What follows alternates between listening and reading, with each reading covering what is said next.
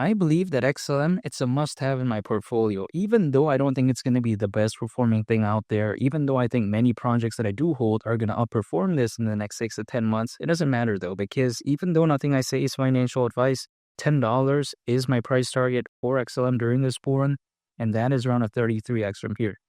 That's more than what Bitcoin could ever do in the next 6 to 10 months, in my opinion, because you know what? Best case scenario, Bitcoin goes to the price of $300,000.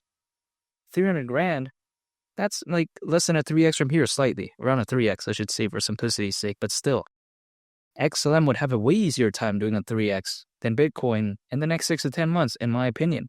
However, even besides that, I cannot say that I believe in the global trade and finance space, in the payment space, if I don't believe in something like XLM. You know, it just doesn't make sense. It's like me saying, you know what? I like to eat peanut butter and jelly sandwich, but then I don't want to have any bread, peanut butter, or jelly. It's like, what? Doesn't make any sense to me. So, of course, when it comes to XLM, it's something that I must believe in if I believe in the future of global trade and finance and the payments market, which I do, which is why I do believe in XLM. And sometimes I get it. The Stellar blockchain is not really something that people pay attention to because I think sometimes they kind of overlook it. I know a lot of people out there, they don't even know the Stellar blockchain exists. They just think that, oh, you know what, when it comes to XLM, it's kind of like a carbon copy of XRP. Let's believe in that. But actually, again, the Stellar blockchain, people sometimes, I think, don't really look at that, but I do because I understand how fast it is. It's lightning fast. Now, some people out there may think, oh, this one's fast, this one's fast. I get it. But when it comes to Stellar, again, when we take a look at the whole package, right, being focused on global trade and finance, the payments market, it does matter in this case. In the world of finance, we need things that are fast. However, even besides that point, Stellar has a very key component, in my opinion, which makes it, in my opinion at least, a real deal project that is focused on global trade and finance and the payments market. And what is that? That is having aspects of ISO 20022. It may not seem like much because when they take a look at this, they say, oh, Algorand has aspects of that, right? Like Ripple. We take a look at other projects like XDC. I'm totally aware of that, but this is crucial because when we take a look at it, ISO 20022, that's currently being used by many financial institutions out there from all around the world for inter-organizational data exchange. So it does matter. It's already widespread. It's already used. It's not something experimental or like, in a concept mode type of thing. That's not the case, right? So when I take a look at Stellar, it does live up to its name. It does live up to its hype, in my opinion. And the amazing thing about it is that I don't think anything is ever going to overtake XLM in terms of, being the number 2 player within this space, because we all know XRP is going to be number 1. This one's always going to be number 2. But XDC, XCN, ZVC, and XPR, even though maybe they could do better than XLM in the next 6 to 10 months in terms of percentage price increase, also I'd include Swiftcoin, even despite that, they're never going to overtake it, right, in terms of size.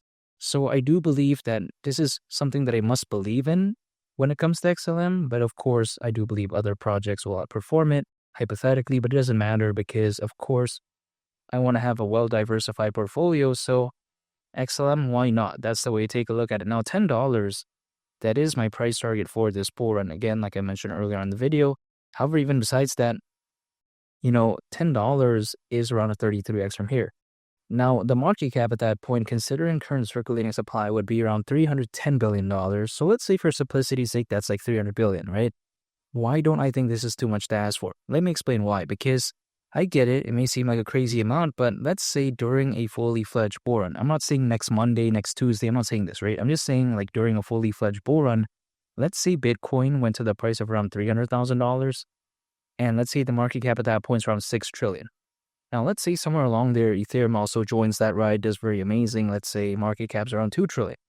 So out of those two projects alone, that's a combined market cap of around 8 trillion, right? 8 trillion is a very amazing amount, in my opinion, because in a trillion, that's 1,000 billion, right? But then in a billion, that's 1,000 million. So just imagine how massive that figure is. Not to mention, those are just two projects, Bitcoin and Ethereum. I'm not saying including, BNB, Solana, XRP, all this. I'm not saying that. I'm just saying including those two, that's already that massive. So let's say during a fully fledged board, out of 8,000 billion, just from two projects, theoretically, why can't around 300 billion flow into this? That's the way to take a look at it. It's not that much to ask for, hypothetically, at least in theory. At least that's the way I view it. But it's just a waiting game, really, because I cannot demand the markets to wake up. I mean, it's going to wake up when it wants to wake up. Let's say, some people like to tell me, oh, why don't you pull up a price chart, draw some random triangles.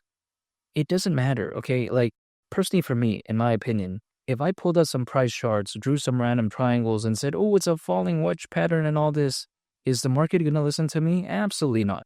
I could draw Brock Lesnar. I could draw John Cena or whatever. I could draw SpongeBob. I don't know, let's say I drew Mickey Mouse. It doesn't matter. I could draw some random lines. The market's not going to listen to what I have to draw. It's not going to pay attention to that, right? So then instead of doing stuff like that, I would much rather focus on, taking a look at the fundamentals, taking a look at what the project's focused on. Think about this, right? If I was only analyzing XLM based off the price chart, at least historically, I would think that, this is a good project, but it has become a dinosaur and has pretty much achieved a somewhat stable coin status where the price really isn't doing much. I would think that way, right? If I was only taking a look at the price. But I'm not doing that. I'm taking a look at the fundamentals, and I know that hypothetically the payments market and the global trade and finance market could be massive. I mean, there's even data to kind of showcase this. The payments market as of right now is already valued at over $2 trillion, whereas the global trade and finance market is predicted to reach up to $5 trillion in value by 2028, according to Mordor Intelligence. So I've seen this. I know this, right? At least in theory. So if I was only taking a look at the price chart, I would think XLM is kind of boring and kind of bad. But no, this is not what I want to focus on. I would rather focus on fundamentals and as well as what something could be moving forward. So when I take a look at XLM, I'm not going to give up on it.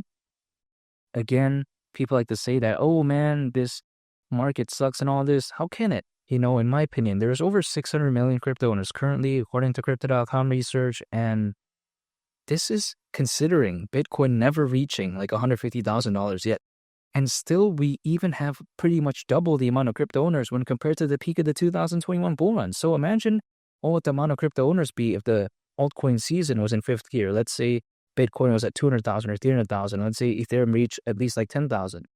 Would there be only around 600 million crypto owners or 700, 800 million, So the way you take a look at it is that wouldn't surprise me. And again, the market is going to wake up when it wants to wake up. But if the way things are heading as of right now, the trend that I'm seeing, if it continues till pretty much near the end of this year, Bitcoin at around the price of $300,000 wouldn't surprise me. And seeing XLM join that ride and maybe at the price of $10 wouldn't surprise me whatsoever. However, again, the only thing I can do is stay patient, just continue to accumulate, hold, and I just wait because the market is going to do what it's going to do.